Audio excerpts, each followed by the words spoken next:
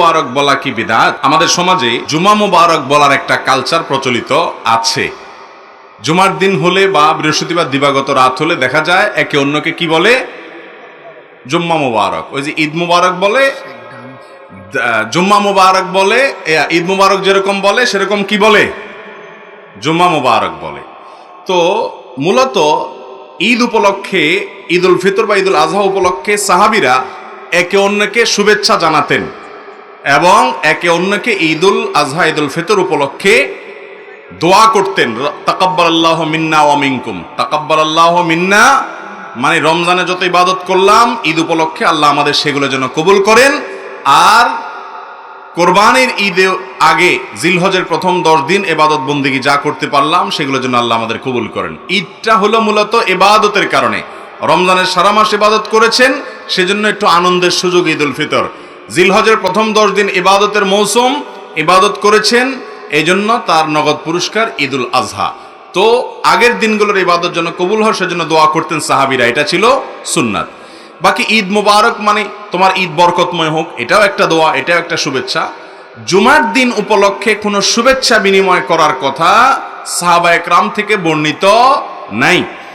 ইসলামের কাজ হিসাবে, ধর্মের কাজ হিসাবে যদি কেউ কোনো ফরম্যাট, কোনো ইবাদত, কোনো ভালো কাজের সিস্টেম চালু করে অথচ সেই ব্যাপারে কোরআন হাদিসে কোনো প্রুফ না থাকে, একটা হলো যে ওয়াসিলা বা মাধ্যম, মৌলিকভাবে ধর্মীয় কাজ না, যেমন এই যে মাইকের ব্যবহার, এটা মাধ্যম আওয়াজটাকে পৌঁছানোর জন্য। এই মাইক ব্যবহার করা আলাদা কোনো ইবাদত না। আরেকটা হলো মূলগতভাবে ইবাদত, যেটা মূলগতভাবে ইবাদত মাকাসেদ যেটাকে বলা হয়, সেখানে নতুন কিছু সংযোজন করা যাবে না, সেখানে সেটাই গ্রহণ করতে হবে যেটা কোরআন এবং হাদিস থেকে বর্ণিত হয়ে এসেছে। অতএব জুমা মুবারক এরকম বলা বা জুমার দিন উপলক্ষে কোনো অভিবাদন আদান প্রদান করার কোনো শিক্ষা, কোনো নির্দেশ কোরআন হাদিস থেকে আমরা পাই না। যার কারণে এই দিনকে কেন্দ্র করে কোনো শুভেচ্ছা বিনিময় করাকে কেউ সুন্নাহ মনে করলে, জুমার দিনের আমল মনে করলে সেটা ভুল হবে, সেটা পরিত্যাজ্য হবে, সেটা বেদাতে পরিগণিত হতে পারে। আর জুমার দিনের যে সুন্নাহগুলো আছে সেগুলো স্মরণ করিয়ে যাওয়া যেতে পারে, যে আজকে জুমার দিন, দুরুদ পড়ার দিন। সপ্তাহের মধ্যে দুরুদ পড়ার জন্য সবচেয়ে শ্রেষ্ঠ দিন কোনটা? জুমার দিন। নবী করিম সাল্লাল্লাহু আলাইহি সাল্লাম বলেছেন, আকসিরু আলাইয়া মিনাস সালাতি মিন ইয়াউমিল জুমআতি ওয়া লাইলাতিল জুমআহ, বাইহাকির হাদিস। তোমরা জুমার রাতে এবং জুমার দিনে আমার প্রতি বেশি বেশি দুরুদ প্রেরণ করবা। দুরুদ পাঠের শ্রেষ্ঠ সিজন, মৌসুম হলো জুমার দিন। জুমার দিনের দুরুদটা হলো সবচেয়ে শ্রেষ্ঠ দুরুদ। আর এই জন্য বৃহস্পতিবার সন্ধ্যার পর থেকে নিয়ে জুমার দিন সন্ধ্যার আগ পর্যন্ত এই 24 ঘন্টা দুরুদ পাঠের সময়, এই টাইমটাতে অন্যকে স্মরণ করায় দেন, নিজে দুরুদ পাঠ করেন। এটা হলো কাজের কাজ। হাদিসে যেটা করতে বলা হয়েছে সেটা করেন, সেটার খোঁজ খবর নাই। জুম্মা মুবারক, অনেক ভালো মানুষও জুম্মা মুবারক আদান প্রদান করেন, বলেন, সেটা আরেক জিনিস। কিন্তু আমার একটা বাস্তব অভিজ্ঞতা হলো, ফেসবুকে দেখবেন যে বৃহস্পতিবার থেকে জুম্মা মুবারক লেখে, এই লেখকদের অনেককে আমি দেখেছি যারা ভালো করে নামাজও পড়ে না, শুধু জুম্মা মুবারক লেখে। দেখছেন নি আপনারা? নামাজও পড়ে না কিন্তু কি লেখে?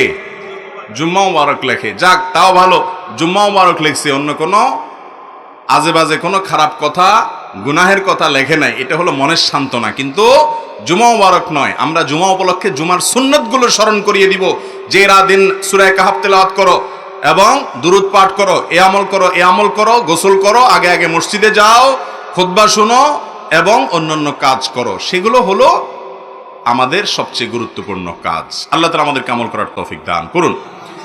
জুমার দিনের সবচেয়ে গুরুত্বপূর্ণ আমলগুলোর মধ্যে থেকে একটা হলো এমন একটা আমল, যে আমলের ফজিলত এত বেশি, আল্লাহর জমিনে যত আমল আছে ফজিলতপূর্ণ, অনেক উলামায়ে কেরামের মন্তব্য হলো এই রকম বেশি ফজিলতপূর্ণ আমল আর দ্বিতীয়টা নাই।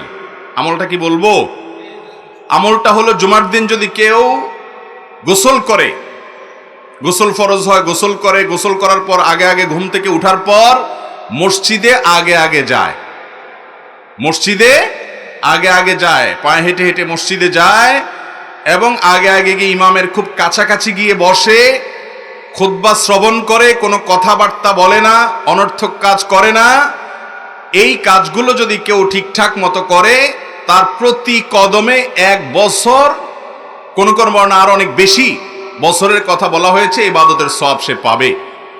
নামাজ, নফল নামাজের সওয়াব পাবে, আবার রোজা রাখারও সওয়াব পাবে। এবার হিসাব করে দেখেন কি পরিমাণ সওয়াব নিজের করে নিতে পারে জুমার দিনের আমলের মাধ্যমে। এই জন্য জুমার দিনে এই সমস্ত আমলের কথা আমরা একে অন্যকে স্মরণ করাবো ইনশাআল্লাহ। জুমা মুবারক বা এই জাতীয় কোনো অভিবাদন জানানোর নির্দেশ কোরআন হাদিস আমাদেরকে দেয় নাই, করতে হবে সেটাই যেটা কোরআন হাদিসে নির্দেশ করেছে। আল্লাহ তাআলা আমাদেরকে কোরআন এবং হাদিস দেখে দেখে কোরআন হাদিস ভিত্তিক আমল করার তৌফিক দান করুন।